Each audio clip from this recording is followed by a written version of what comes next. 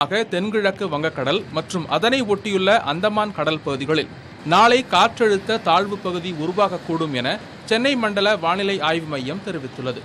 இது மேற்கு வடமேற்கு திசையில் நகர்ந்து வரும் 18ஆம் தேதி காற்றழுத்த தாழ்வு மண்டலமாக வலுப்பெறக்கூடும் எனவும் தெரிவித்துள்ளது. இதன் காரணமாக வங்கக்கடல் பகுதிகளில் சூறாவளி வீசக்கூடும் என்பதால் அடுத்த 4 நாட்களுக்கு மீனவர்கள் கடலுக்கு செல்ல வேண்டாம் என எச்சரிக்கை விடுக்கப்பட்டுள்ளது. மேலும் கிழக்கு திசை காற்றின் வேக மாறுபாடு காரணமாக தமிழகம், புதுச்சேரியில் 5 நாட்களுக்கு லேசானது முதல் மிதமான மழை பெய்யக்கூடும் என சென்னை மண்டல வானிலை ஆய்வு மையம் தெரிவித்துள்ளது. சீர்காழி சுற்றுவட்டார பகுதியில் 4வது நாளாக குடியிருப்புகள் மற்றும் விளைநிலங்களை வெள்ளம் சூழ்ந்துள்ளது. கடந்த 11ஆம் தேதி பெய்த அதீத கனமழை காரணமாக சீர்காழி சுற்றுவட்டார பகுதிகளில் 15,000 குடியிருப்புகள் மற்றும் 87,000 ஏக்கர் விளைநிலங்கள் மழைநீரில் மூழ்கியுள்ளன. குறிப்பாக வேட்டங்குடி, வாடிவேம்படி, இருவக்கொல்லை உள்ளிட்ட 20க்கும் மேற்பட்ட கிராமங்களுடனான போக்குவரத்து துண்டிக்கப்பட்டுள்ளது. இருவக்கொல்லை கிராமத்தில் 250 குடும்பங்கள் 5 நாட்களாக மின்சாரமின்றி தவித்து வருகின்றனர். இருவக்கொல்லை கிராம மக்கள் பாதிப்பு குறித்து கொள்ளிடம் பொதுப்பணித்துறை அதிகாரிகளிடம் கேட்டபோது வடிகால் வாய்க்கால்கள் வழியே தண்ணீரை வெளியேற்ற நடவடிக்கை எடுக்கப்பட்டு வருகிறது என தெரிவித்தனர். நாமக்கல் மாவட்டம் ராசிபுரம் மற்றும் அதன் சுற்றுவட்டார பகுதிகளில் கொட்டி தீர்த்த கனமழையால் 1000க்கும் அதிகமான விளைநிலங்கள் தண்ணீரில் மூழ்கியுள்ளன. ராசிபுரம் சுற்றுவட்டார பகுதிகளான வெண்ணாந்தூர், அத்தனூர், குருசாமிபாளையம், நாமகிரிப்பேட்டை, புதுப்பட்டி, மெட்டாலா, மங்களபுரம், முள்ளுக்குறிச்சி உள்ளிட்ட பகுதிகளில் பயிர்கள் தண்ணீரில் மூழ்கியதால் விவசாயிகள் கண்ணீரில் தவிக்கின்றனர்.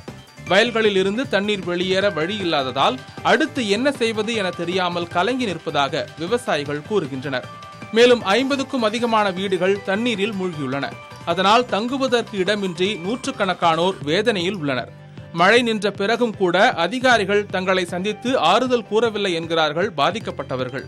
இதுகுறித்து வட்டாட்சியர் கார்த்திகேயனிடம் கேட்டதற்கு கடந்த சனிக்கிழமை நேரில் ஆய்வு செய்து பாதிக்கப்பட்ட மக்களின் கோரிக்கைகளை மாவட்ட ஆட்சியருக்கு தெரியப்படுத்தியுள்ளதாக தெரிவித்தார்.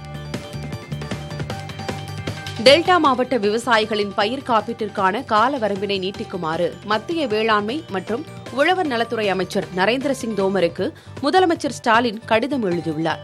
வடகிழக்கு பருவமழையினால் கடுமையாக பாதிக்கப்பட்டுள்ள மயிலாடுதுறை மற்றும் கடலூர் மாவட்டங்களுக்கு தாம் நேரில் சென்று பார்வையிட்டு ஆய்வு செய்ததை அந்த கடிதத்தில் முதலமைச்சர் குறிப்பிட்டுள்ளார்.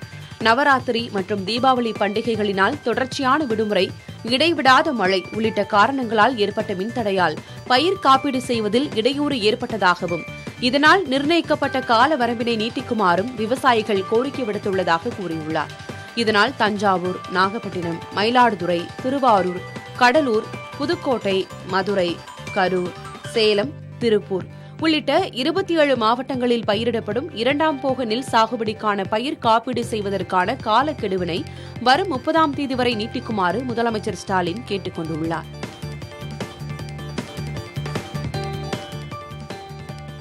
காலில் தவறாக கட்டுப்போட்டதால் ரத்த நாளங்களில் தொற்று ஏற்பட்டு இளம் கால்பந்து வீராங்கனை பிரியா உயிரிழந்தார். ராணிமேரி கல்லூரியில் பயின்று வந்த அவருக்கு வலது கால் மூட்டு ஜவ்வு பாதிப்புக்காக குளத்தூர் பெரியார் நகர் அரசு மருத்துவமனையில் அறுவை சிகிச்சை செய்யப்பட்டது. ஆனால் கட்டுப்போடப்பட்ட இடத்தில் வலி ஏற்பட்டதால் மேல் சிகிச்சைக்காக ராஜீவ்காந்தி அரசு மருத்துவமனையில் அனுமதிக்கப்பட்டார். ரத்த நாளங்களில் தொற்று ஏற்பட்டிருந்ததை கண்டறிந்த மருத்துவர்கள் பாதிப்பு அதிகமாவதை தடுக்க கால்பந்து வீராங்கனை பிரியாவின் வலது காலை அகற்றினர். தொடர்ந்து தீவிர சிகிச்சை பிரிவில் அனுமதிக்கப்பட்டிருந்த அவர் சிகிச்சை பலனின்றி உயிரிழந்தார். உயிரிழப்புக்கு காரணமான மருத்துவர்களை கைது செய்ய கோரி பிரியாவின் உடலை வாங்க மறுத்து உறவினர்கள், நண்பர்கள் போராட்டத்தில் ஈடுபட்டனர். இயற்கைக்கு மாறான மரணம் என காவலர்கள் வழக்கு பதிவு செய்ததை அடுத்து வீராங்கனையின் உடலை உறவினர்கள் பெற்றுக் கொண்டனர். பின்னர் வியாசர்பாடியில் வைக்கப்பட்ட பிரியாவின் உடலுக்கு அதிமுக முன்னாள் அமைச்சர் ஜெயக்குமார், பாஜக மாநில துணைத் தலைவர் நாகராஜன் உள்ளிட்டோர் நேரில் வந்து அஞ்சலி செலுத்தினர்.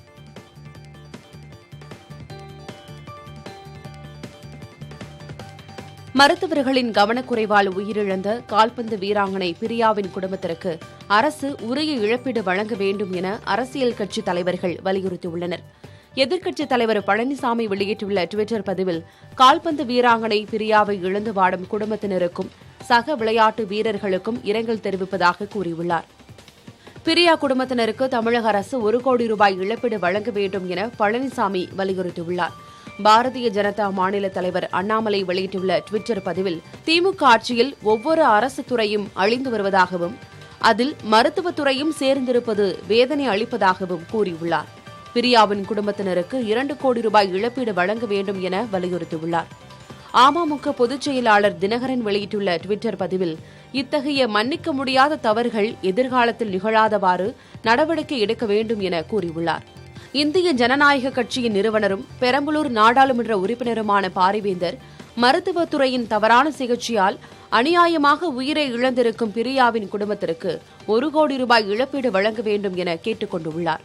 பாட்டாளி மக்கள் கட்சி தலைவர் அன்புமணி, தமிழ் மாநில காங்கிரஸ் தலைவர் வாசன் ஆகியோரும் கண்டனம் தெரிவித்துள்ளனர். இளம் கால்பந்து வீராங்கனை பிரியா உயிரிழப்புக்கு காரணமான மருத்துவர்கள் பணியிடை நீக்கம் செய்யப்படுவதாக மருத்துவத்துறை அமைச்சர் சுப்பிரமணியன் தெரிவித்துள்ளார். சென்னை ராஜீவ்காந்தி அரசு மருத்துவமனையில் வீராங்கனை பிரியாவின் குடும்பத்தினருக்கு இரங்கல் தெரிவித்த அமைச்சர் சுப்பிரமணியன், மருத்துவர்கள் கவனக்குறைவாக இறுக்கமாக கட்டுப்போட்டதால் வீராங்கனை பிரியாவுக்கு ரத்த ஓட்டம் பாதிக்கப்பட்டதாக தெரிவித்தார். வீராங்கனையின் குடும்பத்திற்கு 10 லட்சம் ரூபாய் இழப்பீடு வழங்கப்படும் என்று கூறிய சுப்பிரமணியன், பிரியாவின் குடும்பத்தில் ஒருவருக்கு அரசு பணி வழங்க நடவடிக்கை எடுக்கப்படும் என்றும் தெரிவித்தார். கால்பந்து வீராங்கனை பிரியா உயிரிழந்ததை அரசியலாக்க வேண்டாம் என மருத்துவத்துறை அமைச்சர் சுப்பிரமணியன் கேட்டுக் கொண்டுள்ளார்.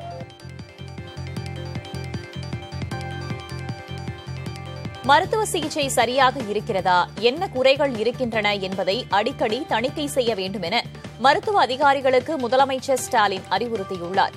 சென்னையில் அரசு ஓமந்தூரார் பன்னோக்கு உயர் சிறப்பு மருத்துவமனை வளாகத்தில் நடைபெறும் மருத்துவ மாநாட்டை முதலமைச்சர் ஸ்டாலின் தொடக்கி வைத்தார். அப்போது பேசிய அவர், கல்வியும் மருத்துவமும் இந்த அரசின் இரு கண்கள் என்றார். ஆரம்ப சுகாதார நிலையங்கள் மற்றும் அரசு மருத்துவமனைகளில் அடிக்கடி தணிக்கை செய்து அங்கு வரும் நோயாளிகளுக்கு தரமான சிகிச்சை அளிக்கப்படுகிறதா, மருந்து தட்டுப்பாடு இல்லாமல் இருக்கிறதா, மருத்துவமனைகளுக்கு என்ன என்பதை கண்டறிந்து என்ன தேவை என்பதை புரிந்து குறைகளை களைய உடனடியாக நடவடிக்கை எடுக்க வேண்டும் என்று உங்களை எல்லாம் நான் இந்த நேரத்தில் கேட்டுக்கொள்ள விரும்புகிறேன். மருத்துவம், மக்கள் நல்வாழ்வு, சுகாதாரம் ஆகியவற்றில் தமிழகம் மிக உயர்ந்த குறியீடுகளை அடைய வேண்டும் என்பதே என்னுடைய விருப்பம். தமிழ்நாடு அரசு தேயிலை தோட்டக் கழகத்தின் நிலங்களை வனத்துறையிடம் ஒப்படைக்க பிறப்பிக்கப்பட்ட ஆணையை ரத்து செய்ய வேண்டும் என முன்னாள் முதலமைச்சர் பன்னீர்செல்வம் வலியுறுத்தியுள்ளார். அவர் வெளியிட்டுள்ள அறிக்கையில், இலங்கையிலிருந்து புலம்பெயர்ந்தவர்களுக்கான புனர்வாழ்வு திட்டங்களின் ஒரு பகுதியாக 1968ஆம் ஆண்டு தேயிலை தோட்டக் கழகம் தொடங்கப்பட்டதாக சுட்டிக்காட்டியுள்ளார்.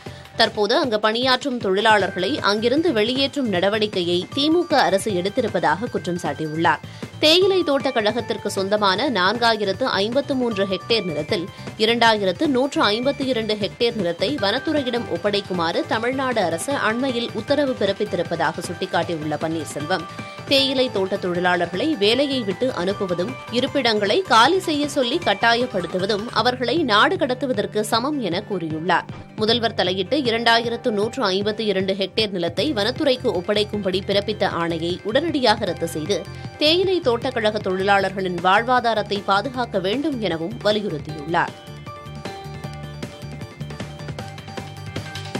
தேயிலை தோட்ட தொழிலாளர்களின் வாழ்வாதாரத்தை பாதுகாக்க வேண்டும் என முதலமைச்சர் ஸ்டாலினை நேரில் சந்தித்து விடுதலை சிறுத்தைகள் கட்சித் தலைவர் திருமாவளவன் வலியுறுத்தினார்.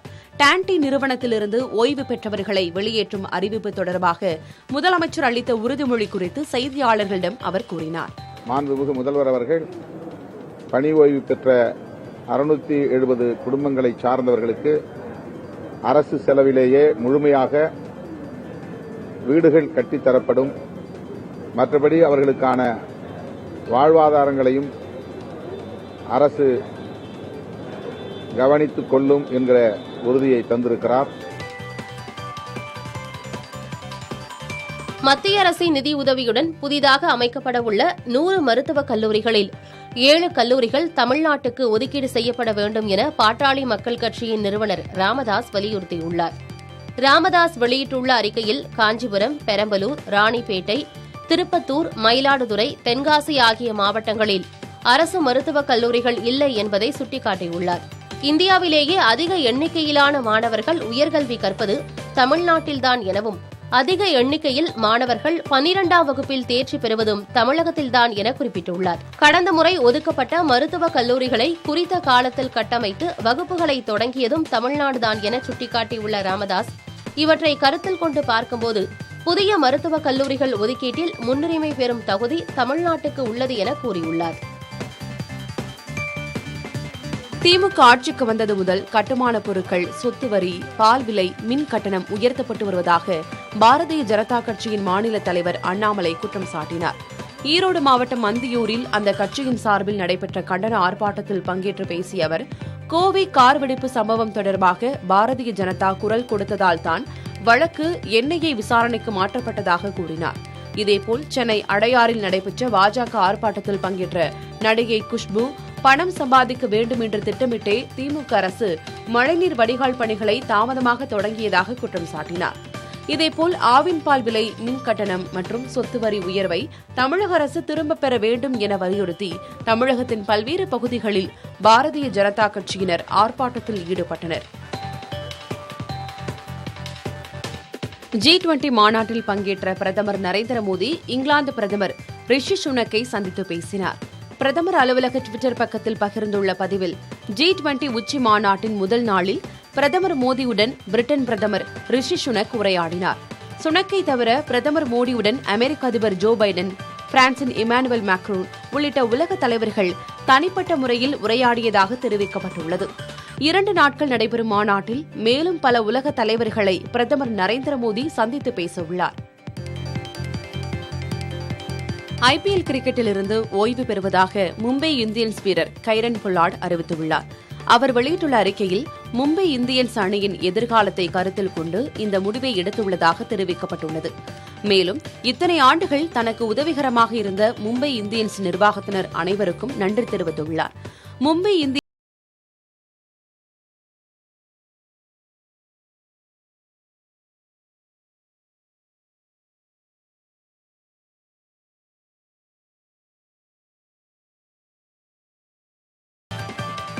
இந்தியாவுக்கான எரிசக்தி விநியோகத்தில் எந்த கட்டுப்பாடுகளையும் ஊக்குவிக்கக்கூடாது என G20 நாட்டு தலைவர்களை பிரதமர் நரேந்திர மோடி கேட்டுக் கொண்டுள்ளார். யுக்ரைனில் போர் நிறுத்தத்தை கொண்டுவர வேண்டும் எனவும் பிரதமர் நரேந்திர மோடி வலியுறுத்தியுள்ளார். இந்தோனேஷியாவின் பாலியில் தொடங்கியுள்ள G20 நாடுகளின் உச்சிமாநாட்டில் உணவு மற்றும் எரிசக்தி தொடர்பான அமர்வில் உரையாற்றிய பிரதமர் மோடி, உலக அளவில் விநியோக சங்கிலி அழிந்து வருவதாக கவலை தெரிவித்தார். இந்த பிரச்சினைகளுக்கு தீர்வு காண்பதில் ஐநா போன்ற அமைப்புகள் தோல்வியடைந்திருப்பதை ஏற்றுக்கொள்ள தயங்கக்கூடாது என குறிப்பிட்ட பிரதமர், உரம் மற்றும் உணவு தானியங்களின் விநியோக சங்கிலியையும் நிலையானதாகவும் உறுதியானதாகவும் பராமரிக்க ஒப்பந்தத்தை உருவாக்க வேண்டும் என கேட்டுக் கொண்டார். 2030ஆம் ஆண்டுக்குள் இந்தியாவுக்கு தேவையான மின்சாரத்தில் 50% புதுப்பிக்கத்தக்க மூலங்களிலிருந்து உற்பத்தி செய்யப்படும் எனவும் அவர் கூறினார். இந்தியாவின் G20 தலைமை காலத்தில் அனைத்து விஷயங்களிலும் உலகளாவிய ஒருமித்த கருத்தை ஏற்படுத்த பணியாற்றுவோம் எனவும் பிரதமர் மோடி கூறினார். அமெரிக்காவின் ஹூஸ்டன் பல்கலைக்கழகத்தில் தமிழ் இருக்கை நிறுவிட 2 கோடியே 50 லட்சம் ரூபாய்க்கான காசோலையை முதலமைச்சர் ஸ்டாலின் வழங்கியுள்ளார். தலைமைச் செயலகத்தில் நடைபெற்ற நிகழ்ச்சியில் ஹூஸ்டன் பல்கலைக்கழக தமிழ் இருக்கை அமைப்பின் தலைவர் சொக்கலிங்கம் சாம் கண்ணப்பன், செயலாளர் பெருமாள் அண்ணாமலையிடம் முதலமைச்சர் காசோலையை வழங்கினார். மேலும் தமிழ் வளர்ச்சித்துறை சார்பில் புதிதாக கடந்த ஆண்டு அறிவிக்கப்பட்ட கப்பலோட்டிய தமிழர் வ.உ. சிதம்பரத்தின் பெயரிலான விருதினை கப்பல் பொறியியல் தொழில்நுட்ப வித்தகர் எண்ணரசு கருணேசனுக்கு முதலமைச்சர் வழங்கி கௌரவித்தார். விருது தொகையான 5 லட்சம் ரூபாயும்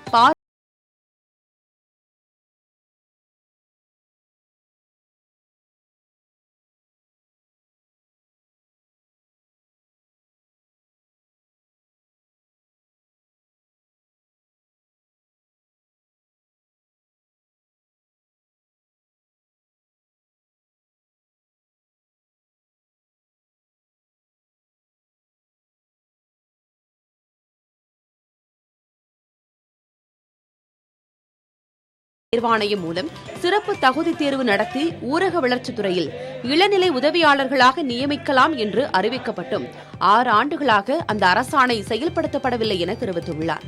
இந்திய கம்யூனிஸ்ட் கட்சியின் மாநில செயலாளர் முத்தரசன் வெளியிட்டிருக்கும் அறிக்கையில், பணியாளர்கள் அனைவரும் 45 வயதை தாண்டியுள்ள நிலையிலும் பணி நிரந்தரம் வழங்காவிட்டால் அவர்களது எதிர்கால வாழ்க்கை பாதுகாப்பு இல்லாத நிலைக்கு தள்ளப்படும் என்றும் கூறியுள்ளார். நாடாளுமன்ற தேர்தல் வரும்போது யாருடன் கூட்டணி என்பது குறித்து முடிவு செய்யப்படும் என இந்திய ஜனநாயக கட்சியின் தலைவர் ரவி பச்சமுத்து தெரிவித்துள்ளார். சென்னையில் உள்ள அதிமுக தலைமை அலுவலகத்தில் எதிர்க்கட்சித் தலைவர் பழனிசாமியை சந்தித்து பேசிய பின்னர் இவ்வாறு அவர் கூறினார்.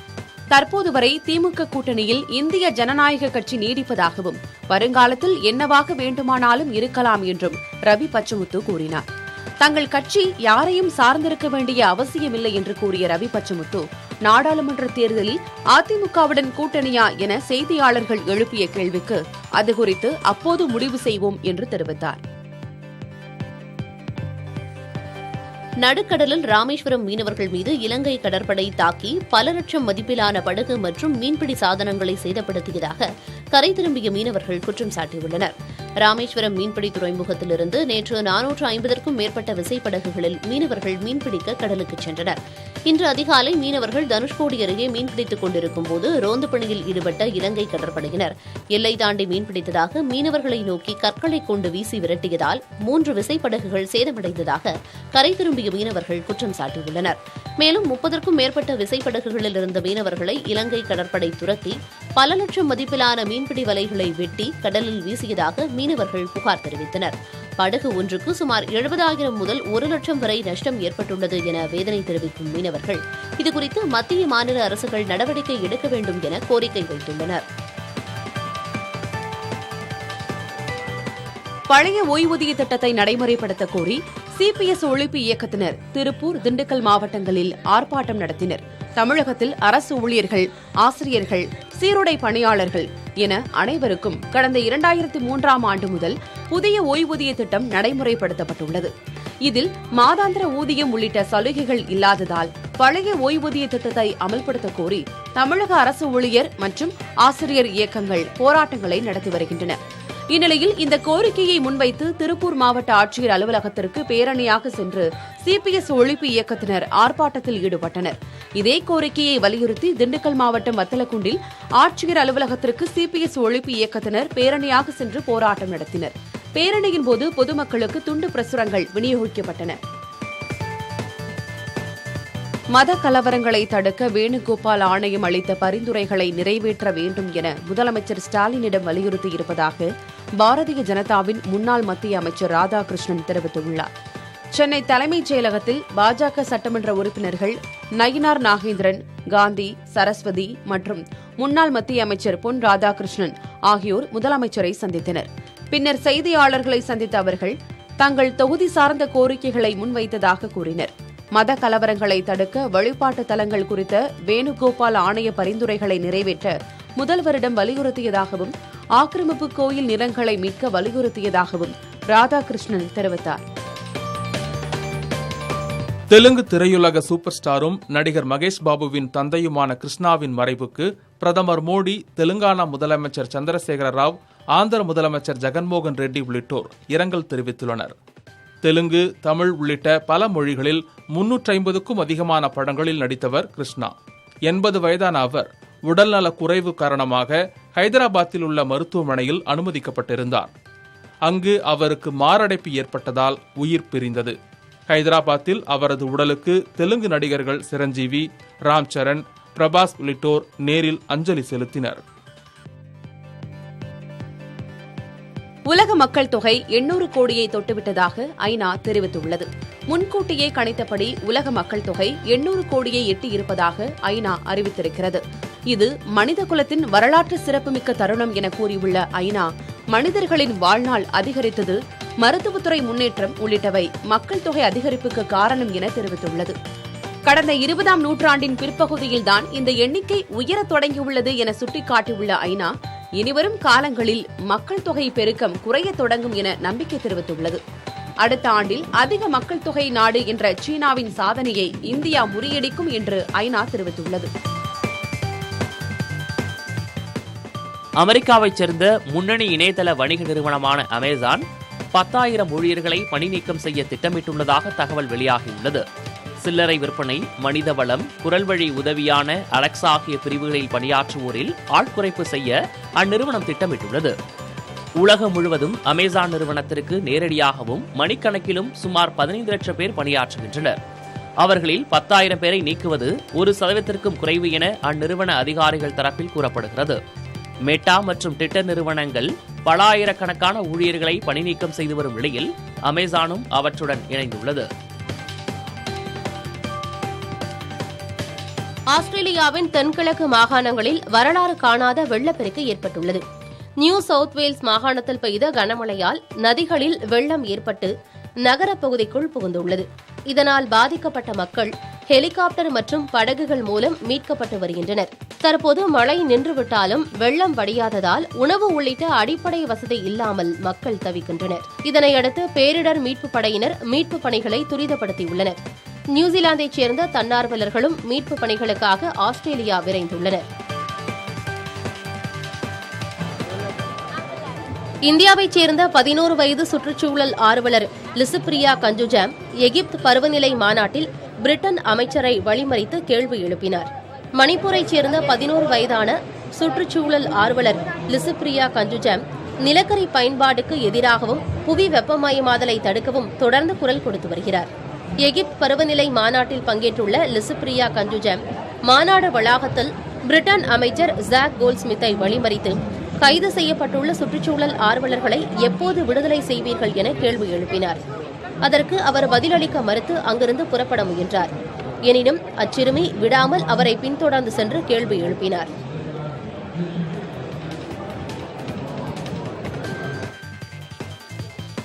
வளர்ந்த நாடுகள் கரியமில வாயு வெளியேற்றத்தை தடுக்கும் தொழில்நுட்பங்களை மற்ற நாடுகளுக்கு பகிர தவறிவிட்டன என பருவநிலை மாநாட்டில் இந்தியா தெரிவித்துள்ளது.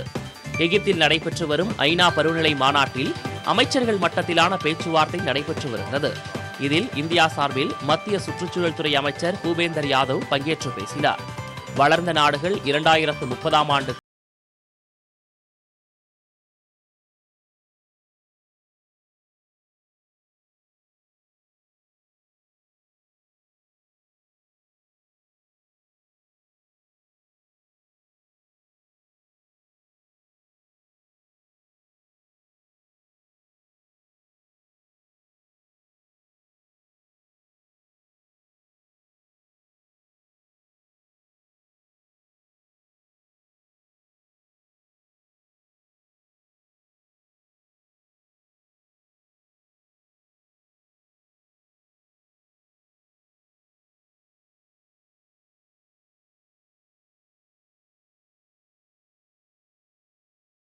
பதிமூன்று வீரர்கள் இடம்பெற்றுள்ளனர்.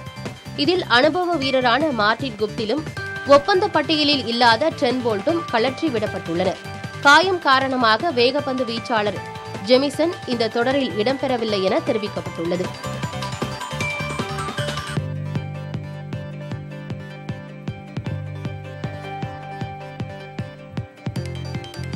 திருநெல்வேலி கிழக்கு மாவட்ட காங்கிரஸ் தலைவர் ஜெயக்குமாரை மாற்றக்கோரி அக்கட்சியின் தலைமை அலுவலகமான சத்தியமூர்த்தி பவனில் போராட்டம் நடைபெற்றது. வரவிருக்கும் நாடாளுமன்ற தேர்தலை எதிர்கொள்வது குறித்த ஆலோசனைக் கூட்டம் சத்தியமூர்த்தி பவனில் நடைபெற்றது. மாநில காங்கிரஸ் தலைவர் அழகிரி, மாநில காங்கிரஸ் பொறுப்பாளர் குண்டுராவ் முன்னிலையில் நடைபெற்ற ஆலோசனைக் கூட்டத்தில் கட்சியின் நிர்வாகிகள், சட்டமன்ற நாடாளுமன்ற உறுப்பினர்களும் பங்கேற்றனர். ஆலோசனைக் கூட்டத்திற்காக முக்கிய பொறுப்பாளர்கள் வரும் நேரத்தில் நாங்குநேரி சட்டமன்ற உறுப்பினர் ரூபி மனோகரன் தலைமையில் திருநெல்வேலி கிழக்கு மாவட்ட தலைவர் ஜெயக்குமாரை மாற்றக்கோரி போராட்டம் நடைபெற்றது. போராட்டத்தில் ஈடுபட்டவர்களுடன் தமிழக காங்கிரஸ் கட்சித் தலைவர் அழகிரி பேச்சுவார்த்தை நடத்தினார்.